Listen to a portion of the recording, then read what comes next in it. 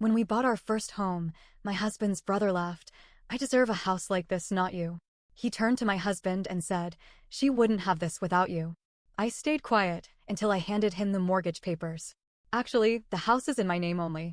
His jaw dropped as he realized the truth. Buying our first home was supposed to be a happy moment. My husband, Nate, and I had spent years saving. We skipped vacations, ate at home, and drove our old cars into the ground.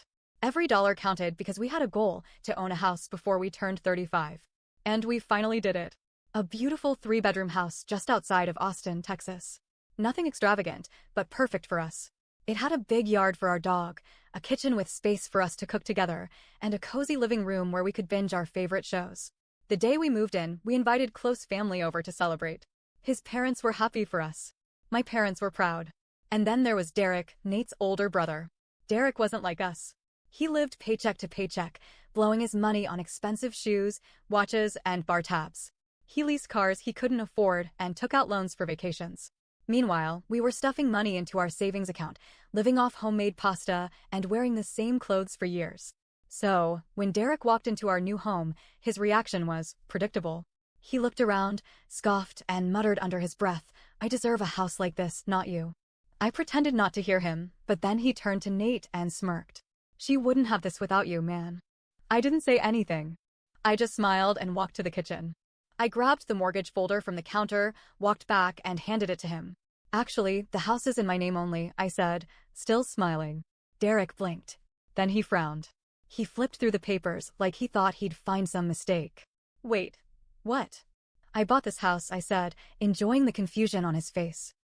Nate and I saved together, but the mortgage? The approval? The credit? All mine. Silence. Derek looked at Nate, like he was waiting for him to say something, anything, that would make this make sense. Nate just shrugged. She has better credit than me. It made more sense. Derek's face turned red.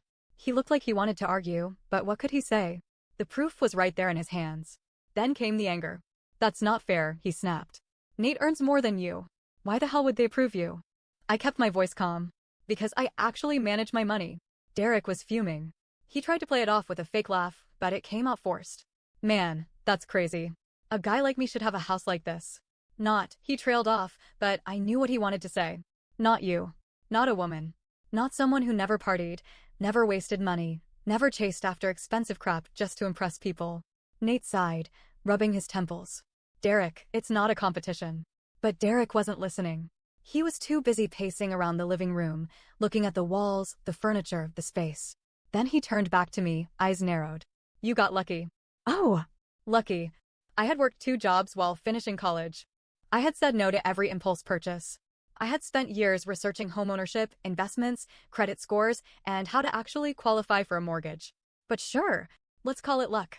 I should have a house like this, Derek muttered again. It's not right. I didn't bother responding. There was nothing to say. Derek had made his choices, and so had we. The difference was, our choices had led to a house. His had led to, well, nothing. I thought that was the end of it. I thought Derek would stew in his bitterness, maybe rant about it later to his buddies at the bar, but ultimately move on. I was wrong. A week later, he called Nate. Listen, man, I was thinking, since she bought the house in her name, she could put me on the title too. I almost dropped my coffee. What? Nate asked, laughing. I mean, it's not like I'd live there or anything, Derek continued. But it would help my credit, you know? And maybe later, if I needed a place to stay, I could crash for a bit. Family helps family, right? Oh, my God. This grown man, who had nothing to do with our house, who had laughed when we bought it, was now asking to be put on the deed? Nate put the call on speaker so I could hear every word. Derek, I said, why would I ever put your name on my house? Derek scoffed. Because we're family. I laughed. No, absolutely not. Come on, it's not a big deal. I wouldn't be living there, it's just for paperwork. I'd even pay you rent if I ever moved in. You mean if you ever moved in, I corrected. Which we both know would turn into when. Derek sighed, like I was being unreasonable. You're seriously saying no? Just like that? Yes, just like that. And I hung up. Derek lost it. He started calling Nate nonstop. When that didn't work, he called their mom. 2 days later, Nate's mom called us. Sweetheart, she said in her concerned parent voice. Couldn't you just let Derek stay for a little while? Just until he gets back on his feet. There it was. The real reason he wanted his name on our house. You mean the same little while he stayed at your place for 2 years rent-free? I asked. Silence. Well, that was different. No, it wasn't. She tried a few more arguments. Family should help family. He's just in a rough patch. You have so much space. I didn't budge. When begging didn't work, Derek switched to outright lying. He told people that I had manipulated Nate into putting everything in my name. That I was controlling.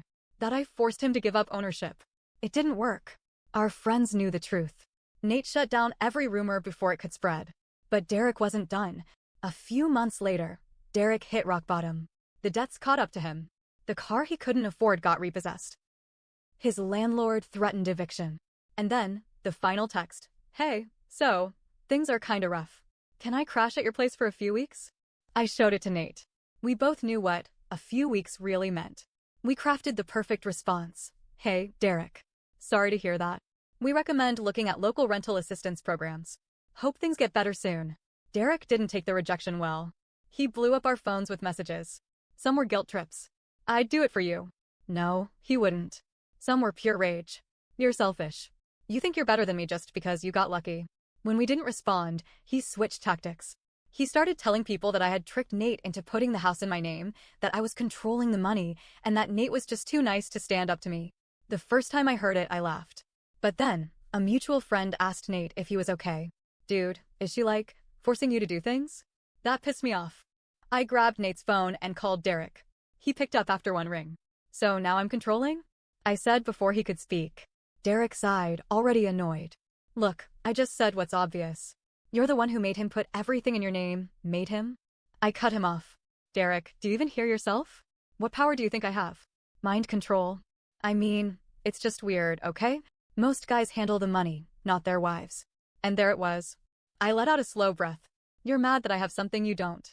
That's all this is. Derek laughed bitterly. Oh, get over yourself.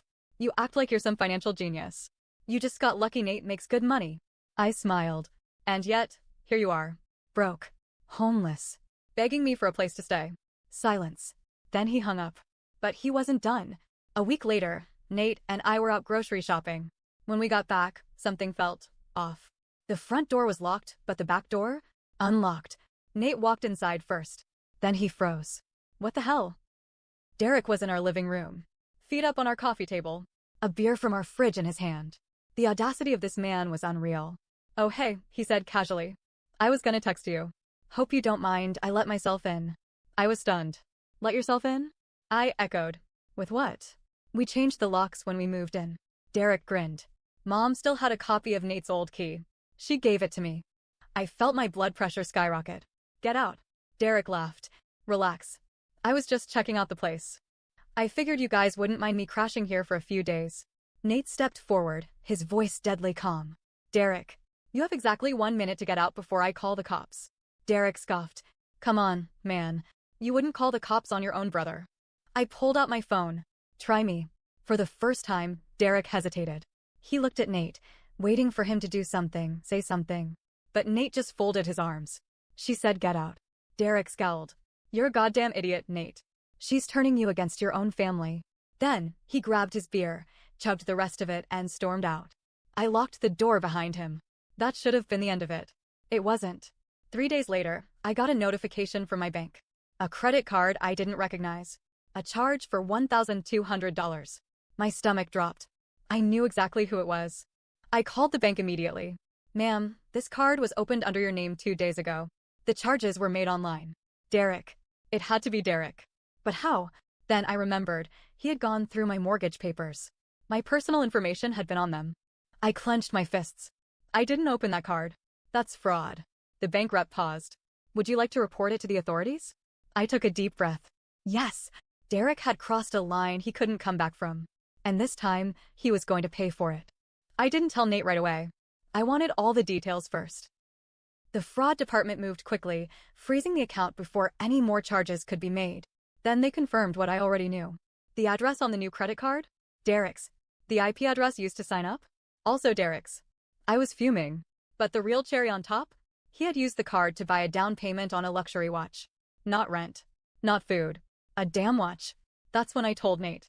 He was quiet for a moment, just breathing through his nose. Then he picked up his phone. I'm done with him, he said as he dialed. First, he called the bank and confirmed we were pressing charges. Then, he called his mother. She answered on speaker. Oh, hi sweetheart. How's mom? Did you give Derek my wife's personal information? Silence. Then what? No, of course not. Then why did he just open a credit card in her name? She gasped like this was shocking news. Oh my goodness, I had no idea. I rolled my eyes. Well, he's about to have a huge problem because I just filed a police report. Her voice went from shocked to panicked. Oh, honey, that's not necessary. He made a mistake, that's all. You don't need to get the police involved. I almost laughed. Oh, I absolutely do. That's when the real begging started. Come on, don't do this to him. He's already going through so much. Oh, I know, I said dryly. That's why I'm adding this to the list. Nate had had enough. Mom, stop. He stole from us. We're not letting it go. Then he hung up. A few days later, we got a call from the police. They had Derek in custody. Apparently, the idiot had tried to use the stolen card again, this time at the same store where he bought the watch. A fraud alert was already out, so when the cashier ran his purchase, it flagged him. They called the cops and Derek got arrested on the spot. It should have ended there. But Derek had one last, desperate move. From jail, he called Nate. I saw Nate's face when he picked up. Derek, bro, you gotta bail me out. Please. I swear I didn't mean for it to go this far. I leaned in, whispering. Put him on speaker. Nate did. You stole from my wife, Derek. Why the hell would I help you? Derek groaned. I messed up, okay? But you can fix this. Just tell them it was a misunderstanding. Family helps family, man. I grabbed the phone. You weren't saying that when you broke into our house. Or when you told people I was controlling. Or when you committed fraud in my name. Derek's voice turned nasty. Oh, get off your high horse. You got your precious house, what more do you want? I smiled. I want you to suffer the consequences of your own damn actions. Then I hung up. A month later, Derek was still in jail. His trial was set, and he was facing serious charges. Meanwhile, Nate's parents were still in denial. Then, out of nowhere, we got a call. Nate's grandfather had passed away. And in his will, he left a massive inheritance. But here's the kicker, he left it all to Nate. Not a dime to Derek. Nate was stunned. He hadn't even expected anything. But then his mother called, furious. This isn't fair. Your grandfather must have made a mistake. Nate stayed quiet for a second. Then he said, no, Mom. He knew exactly what he was doing. Derek didn't know yet. And I couldn't wait for him to find out. Derek finally got out of jail after 2 months.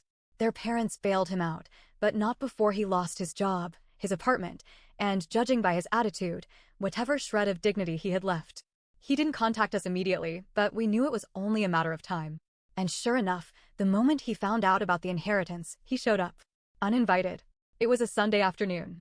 Nate and I were enjoying coffee on our back patio when we heard pounding at the front door. I knew before I even opened it. Derek stood there, looking disheveled and furious. Where is he? He snapped. Nate came up behind me. What do you want, Derek? Derek's fists clenched. You know exactly what I want. He stormed inside, without permission, of course, and threw his arms out. So, when were you gonna tell me? When were you gonna let me know that Grandpa left you all that money? Nate sighed. It wasn't a secret, Derek. You were just in jail when it happened. Derek flinched at that. Yeah, well, whose fault is that? Yours. His jaw tightened, but he kept going. You don't even need it, man.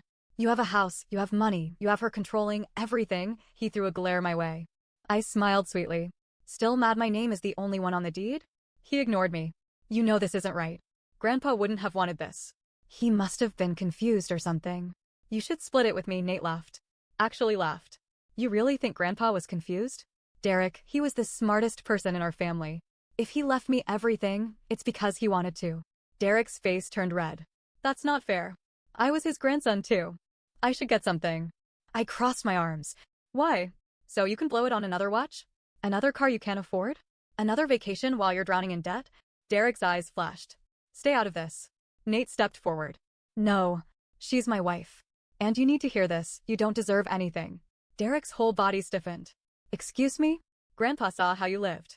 He saw how you treated people. You never helped Mom and Dad with anything. You never took care of anyone but yourself. He knew you'd waste whatever he left you. Derek shook his head, as if trying to push the words out of his ears. Bullshit. It's the truth, I said. And you hate it. Silence. Then Derek pointed a shaking finger at me. She did this. She turned you against me. Nate didn't even flinch. No, Derek. You did this. You ruined your own life, and now you want to make it our fault. Derek was breathing hard, his hands shaking. His mind was working, trying to figure out his next move. Then, like the coward he was, he switched tactics. His face crumpled. Come on, man. I'm your brother. His voice broke, just a little. I've got nothing. I just need a little help. Just some of the money. That's all I'm asking. Nate's face didn't soften. You stole from us. You lied about us. You broke into our home. You tried to ruin my marriage. And now you want me to give you money. Derek swallowed. Yes. Get out.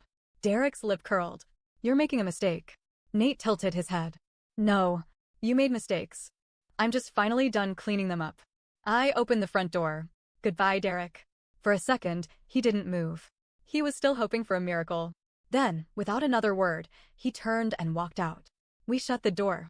And just like that, it was over. Derek didn't try to contact us again. Not directly, anyway. We heard through the grapevine that he was couch surfing, burning through whatever scraps of goodwill he had left. He tried to guilt-trip their parents into giving him money, but they were tapped out after paying his bail. Then, the real kicker, he moved in with some friends from high school. Guys who were just like him. No savings, no jobs, no responsibility. It didn't last. 3 months later, we found out he got kicked out. And where did he end up? Back with his parents. The same house he had mocked us for outgrowing. The same people he had used for years. And here's the best part, they made him get a job. For the first time in his life, he had to wake up early. He had to budget. He had to do something other than complain. I won't pretend he magically became a better person. He's still Derek. But for the first time, he's learning what real life feels like. And as for us, we're happy. Our house is ours. Our finances are secure. And our lives are peaceful. Because sometimes, the best revenge isn't revenge at all. It's just watching karma do its thing.